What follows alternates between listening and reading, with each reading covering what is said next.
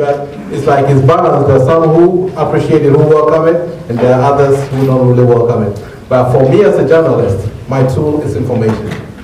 Getting the right information is the most important tool for any journalist to be able to put out information out there. So if it's been held, we held from you, then there is speculation starts, and all kinds of rumors.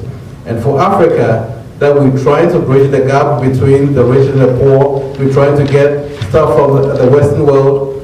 If information coming out is inaccurate, it really affects us in a lot of ways.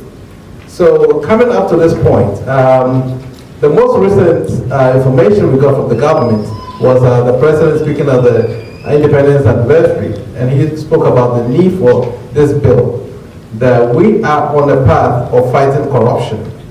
Access to information has become a very critical part. But if we look at it this way, we also have, is it every information that we have a right to? And I believe that before we leave here, from the American perspective, they will be able to answer that for us, that there's information that borders on security. Is this something that everybody has to have access to? In terms of a journalist, if we're talking about some money that has been misappropriated, do we want to put out that information? Something that borders on U.S. security, confidential information you want to report on. Is this something that you can really retrieve just because you have the right to? So I believe before we leave here, some of my friends here will be able to answer those questions. But I believe there is the need for that because of speculation in our circles in Africa and for that matter Ghana as a whole. Thank you.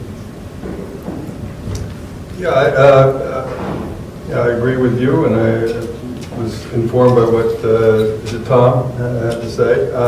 I would simply observe that democracy has come to be associated with elections in the ballot box, and that's kind of a very small window on what democracy is. Democracy involves a political culture that's much broader than that.